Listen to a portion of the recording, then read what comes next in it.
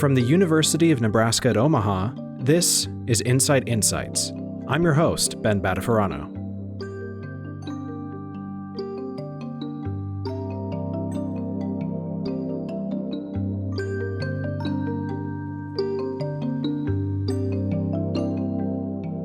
Hi everyone, welcome to another episode of NCITE Insights. My name is Ben Battafarano. Our guest today is UNO undergraduate and NCITE communication student worker, Eva Burklund.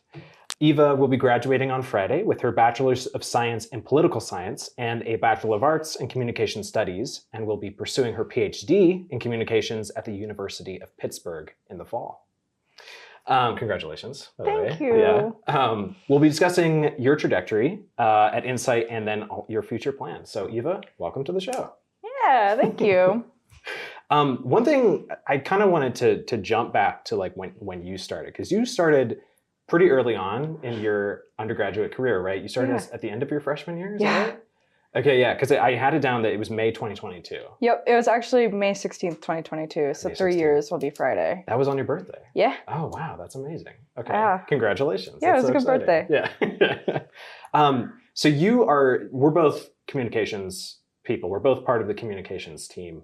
I'm usually behind the camera, but you're like on the back end of like so many things at NCITE.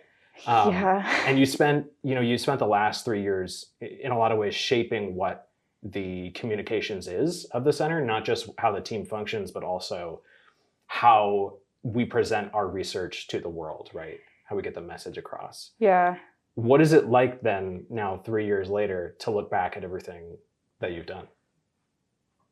That's a really hard question because it's most of my undergrad career, to be at one place, which I think is kind of unusual. I think it's really hard to see when you're kind of in it, the influence that you do have on places. And I think it's just been an honor to be able to work with our communications team in order to make sure that we are getting the message out. Because I think as a research center and as one that is funded through taxpayer dollars, we want to make sure that the public is able to access the information that they are paying for, So you have helped shape NCITE's communications through many of its foundational years, because the center started in, 2021.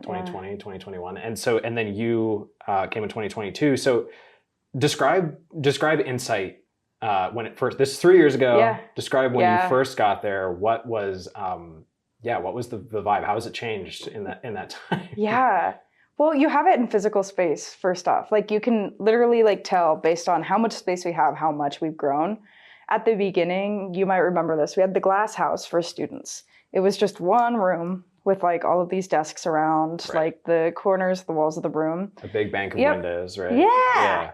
And those were all of our students. And now we have a whole sprawling office with a kitchen full of students. And so that's just one example of how we've really grown. And I think too, at the beginning, especially when I was first starting here, the idea was startup. We're a startup. We are just getting established. We're trying to figure out what we're going to do. We are setting ourselves up for the next however many years we have left and then afterwards. Right. And so it was let's grow, let's keep growing and keep growing and keep growing. And now we're kind of, I think, in a more stable phase where we're okay, we got all the students, we have the capacity to do what we want to do. I also think in terms of the comms team, before, I was the only communication student worker. It was me and Aaron. I was going to say, it was just you and Aaron first and then Blake came, and then you, and then Kira, and then Juliana. These are, for reference, these are graphic designers, student graphic designers, professional graphic designers, and then basically all around multimedia. Yeah. So definitely a multifaceted. A big team. With me, with just Aaron and I, the tasks were just so different too, because we were doing the work of our small team now just as two people. Right. And so it was talking about strategy. It was talking about how are we going to communicate this and how are we going to fulfill this mission. And it was keeping up with all of our researchers and doing all the graphic design, all the multimedia that we could, website development, writing articles, just all of that combined into just two people doing it. Yeah. And that was actually one thing, because a lot of times, especially people who are familiar with the apparatus of research centers like this, or even practitioners or anybody in kind of this world, they're not always familiar with all the tasks that we had to do. So I made a small list.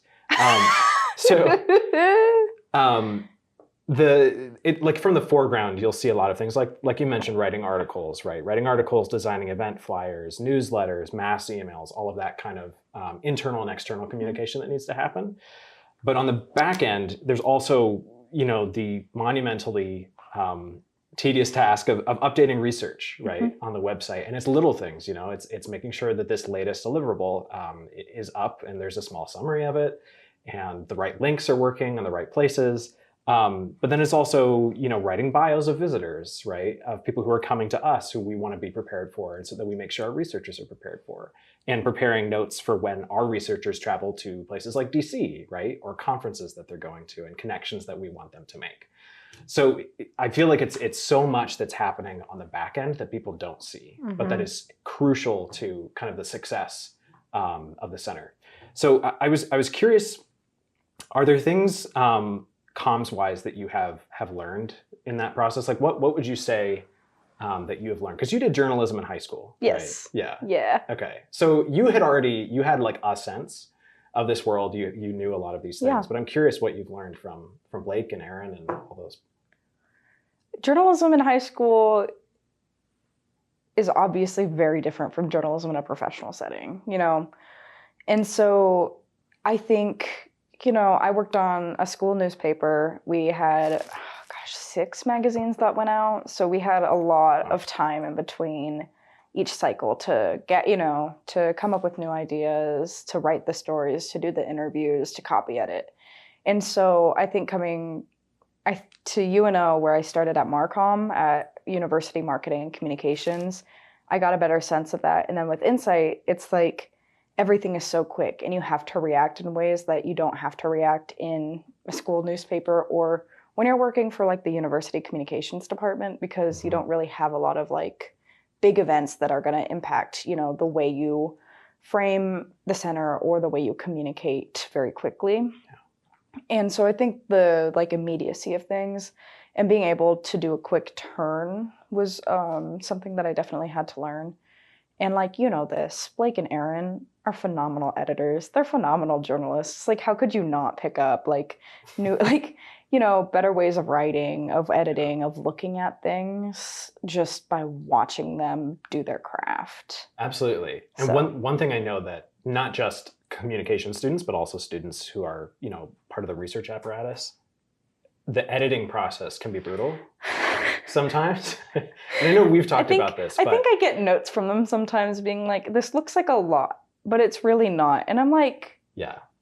Well, I think that's something that I had not experienced before, because I was a student before I started working for the center. And so that was something that I had never had someone do, which was great to have that direct feedback of like, all these strike throughs, of all the professional work that you're doing, which is humbling, but also incredibly valuable. Yes.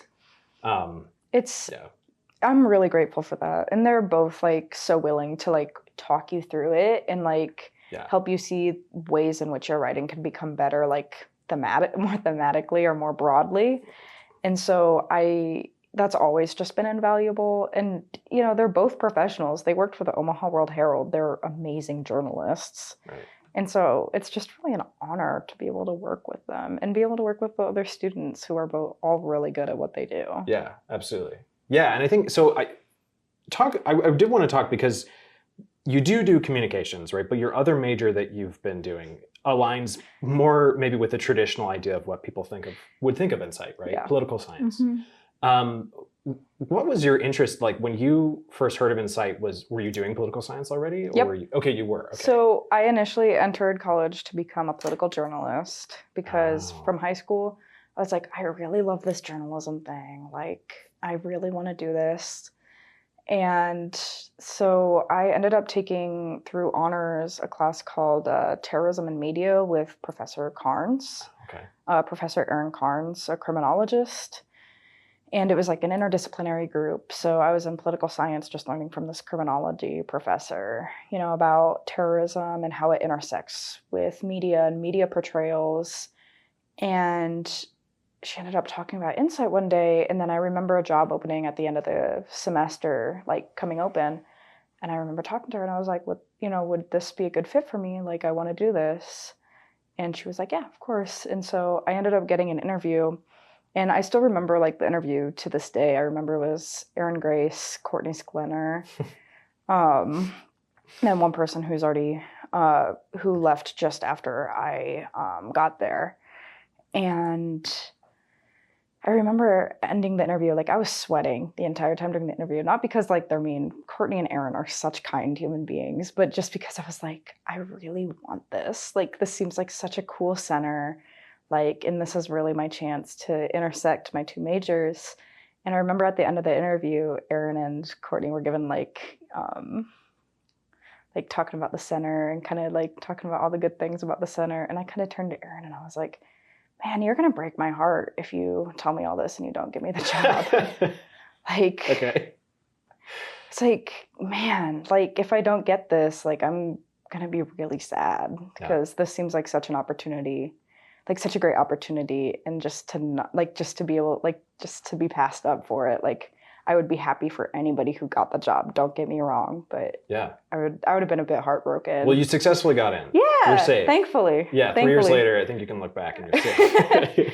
You've done independent research, independent of NCITE, on your own as an undergraduate. Was that shaped? Talk a little bit about that, and then was that shaped by your experiences at NCITE? Yeah.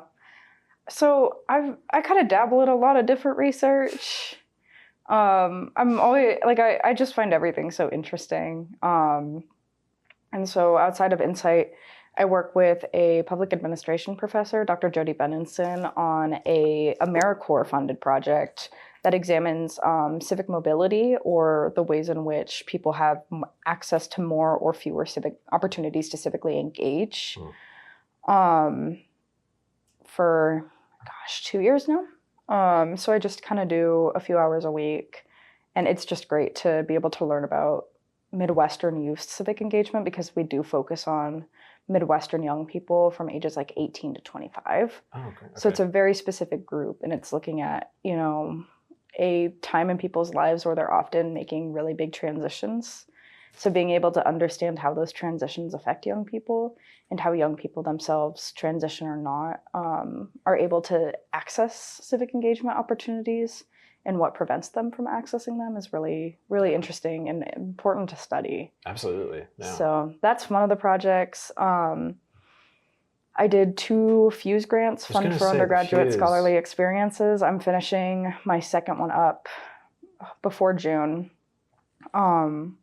Which have both been incredibly rewarding. I worked with 2 different communication professors, one who focused on leadership studies and one who focuses on rhetoric, a rhetorician. And I looked at, for the first FUSE, I looked at, the rhetoric, or the communication of leaders of extremist organizations, specifically far right. Yeah. And then I did a comparison of 3 different ones, just to look at the different ways in which they leveraged their ethos, their identity, and their credibility. Yeah. And a lot of that was, because for people who may not know, you do a lot of rhetorical analysis, is what it's called. Because you talked about rhetoric. So, talk a little bit about that. Yeah. So I ended up switching from journalism to communication studies 2 years ago.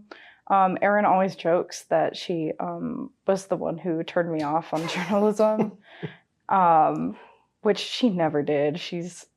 She would inspire me to be a journalist if, like, she's so cool. Yeah.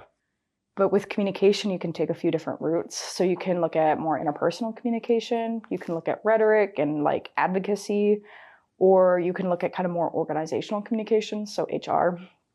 And obviously, organizational communications and interpersonal communications weren't what I was interested in or what I turned out to be interested in. Yeah. But I really found what I wanted to do in rhetoric. And I feel like research in general is more conducive to the comm space versus a journalism space. Is that more or less true? Yeah. There are people who do media research and journalism research. Mm-hmm. But like, I'm way more interested. I think the heart of it is words matter. And understanding the ways in which people choose their words depending on, the broader societal or historical context, and based on what they want to communicate and then how their audience receives it, is just super interesting to me. And I think the different theories that you can bring into rhetorical criticism are just really fascinating to like look at and work with. So I think research in terms of another way of writing and communicating more than journalism was the way I wanted to go. And I think NCITE definitely had a hand in that, just being around researchers. Like if you have a heart for research and academia and you come to this place and like even in a non-research role, I think you'll find yourself pretty inspired to continue that journey no matter who you are. We may be screaming into the void here with this next question, but as comms people, we're both comms people. So we know that our work is very important, but not everybody does know that that work is important, right? And I think a lot of our time is spent translating academic research, right? Translating academic verbiage into something that can actually be accessible to regular people, right? Quote unquote regular people. Are there any stories that you can think of that you worked on, or just initiatives that you worked on to help facilitate that process? Well, I think one of the big ones was like our website. We do descriptions of all of our projects, and like I remember reading through so many of those proposals and work plans to be able to communicate it on the website. And that requires also us as communicators to be in both worlds. You have to understand the academic language, but you also have to root yourself enough in like kind of more layman terms or less specialized terms in order to be able to bridge that gap. And so I think, efforts like that to take these sometimes really technical and theoretical concepts and be able to explain to an audience, especially the public, like, okay, this is what's going on. Because sometimes I read those like reports and I'm like, sorry, what? What did that sentence mean? What is disintermediation? I'm sorry, what does that word mean?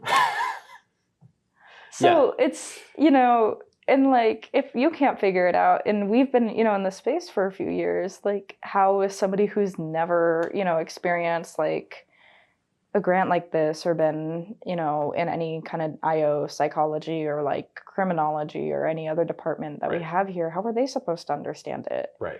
And so being able to effectively take those concepts and like show, like it's kind of really translation work. Like it's a different language and they use such specialized terms sometimes that you have to figure out the meaning, not only like the definition of the term, but like why it's meaningful in a broader context too, because there's a reason why they're using that term and using that theory and using that concept in order to look at it.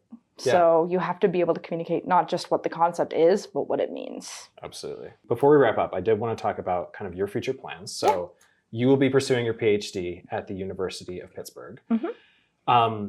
Talk to me, like, why University of Pittsburgh, and what kind of stuff would you like to do? What kind of research would you like to do in that space? Yeah, so I knew I wanted to go to grad school. Like, I kind of knew that even going into undergrad. I was like, You're prepared for the 8 years. I like learning. Maybe not 8 years, but I was ready for like a master's, if anything.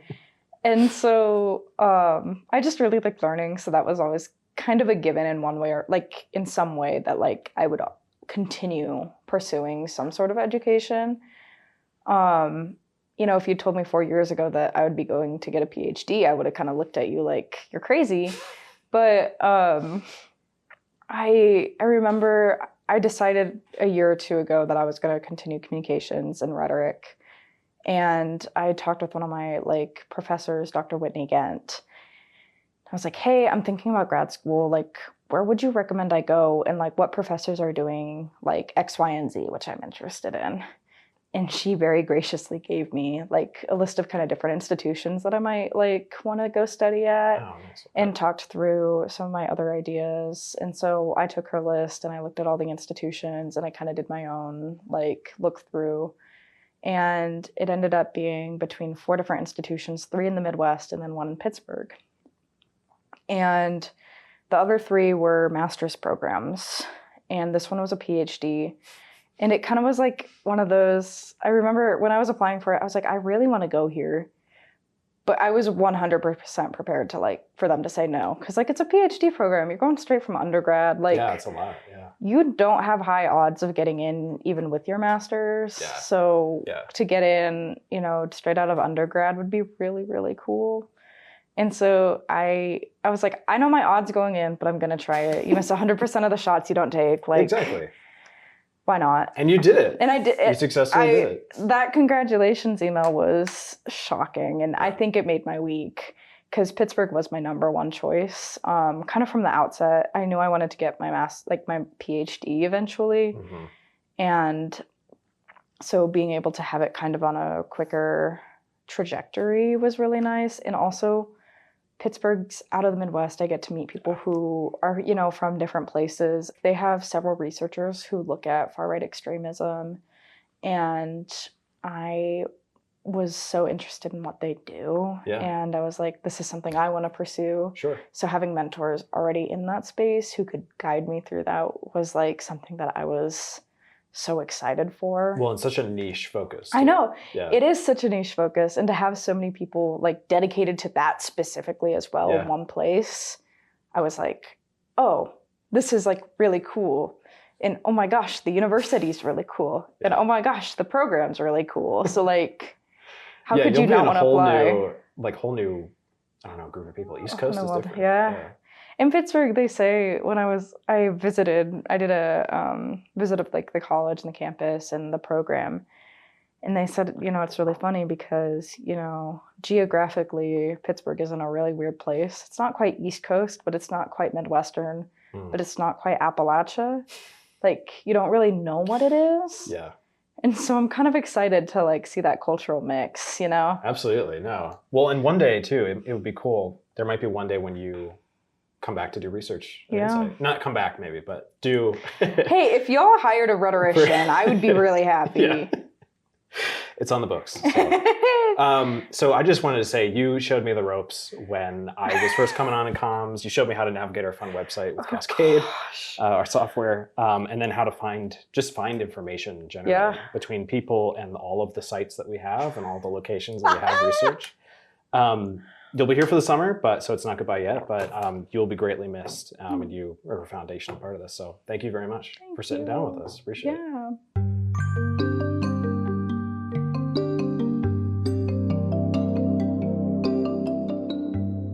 This series is produced by Ben Battafarano, Aaron Grace, Scott Jordan, and Blake Ersch. Thank you for joining us for another episode of NCITE Insights. The National Counterterrorism Innovation, Technology, and Education Center, or NCITE, is an academic center of excellence for the Department of Homeland Security. Looking to find out more? Check out our website at incite.unomaha.edu or email us at incite@unomaha.edu.